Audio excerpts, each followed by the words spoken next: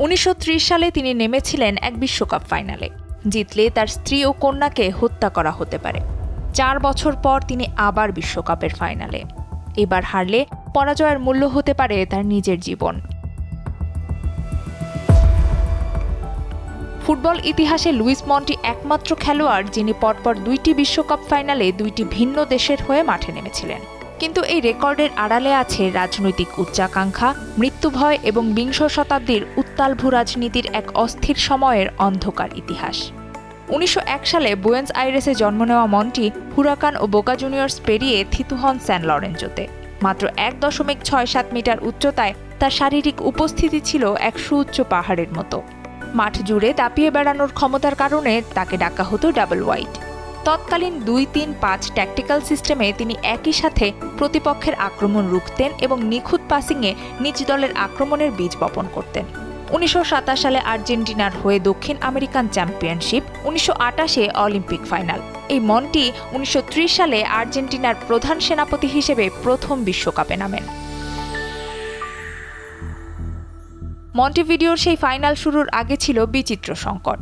কোন দেশের বল দিয়ে খেলা হবে তা নিয়ে দু দলের মধ্যে তীব্র বিতর্ক।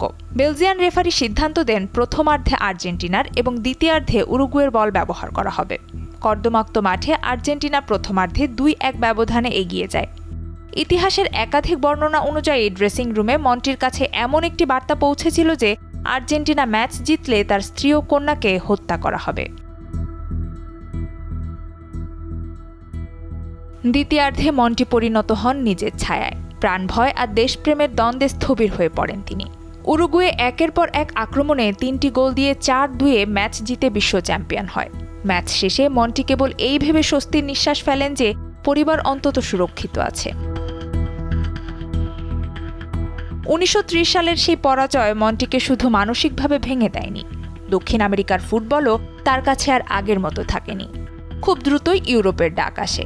ইতালির এক নায়ক বেনিতো মুসোলিনি তখন রাজনৈতিক শ্রেষ্ঠত্ব প্রমাণের হাতিয়ার হিসেবে ফুটবলকে বেছে নিয়েছিলেন। মন্টিকে দেওয়া হয় মাসে $5,000, বিলাসবহুল বাড়ি ও গাড়ি।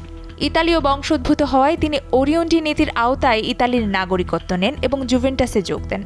তবে মাঠের ভেতরে এক নতুন সংকট তৈরি হয়। বোলোনিয়ার ফরওয়ার্ড অ্যাঞ্জেলো শিয়াভিওর সাথে মন্টির সম্পর্ক ছিল তীব্র বৈরিতার। দলীয় ঐক্য নিশ্চিত করতে ইতালীয় কোচ ভিত্তোরিও পোজো এক অভূতপূর্ব সিদ্ধান্ত নেন। বিশ্বকাপের আগে 2 প্রতিপক্ষকে 2 মাস একই রুমে থাকতে বাধ্য করেন।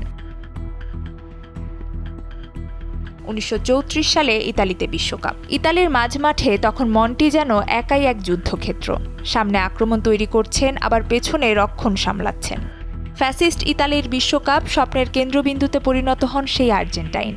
সেমিফাইনালে অস্ট্রিয়ার বিখ্যাত ওয়ান্ডার টিমের প্রাণভোমরা ম্যাথিয়াস সিন্ডেলারকে মন্টি পুরো ম্যাচে কার্যত অকেজো করে রাখেন।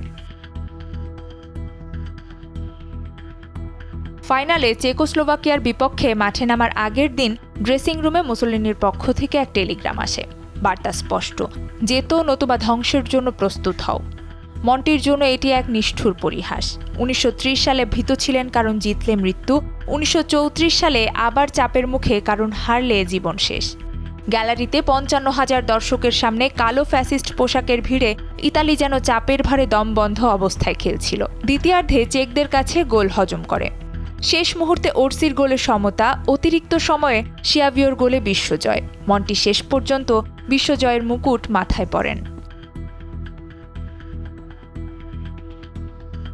একই বছরের নভেম্বরে লন্ডনের হাইবারির আর্সেনাল স্টেডিয়ামে ইংল্যান্ডের বিপক্ষে ম্যাচে ইংলিশ ফরওয়ার্ড টেড ড্রেকের সাথে প্রবল সংঘর্ষে মন্টির পায়ের হাড় ভেঙে যায়।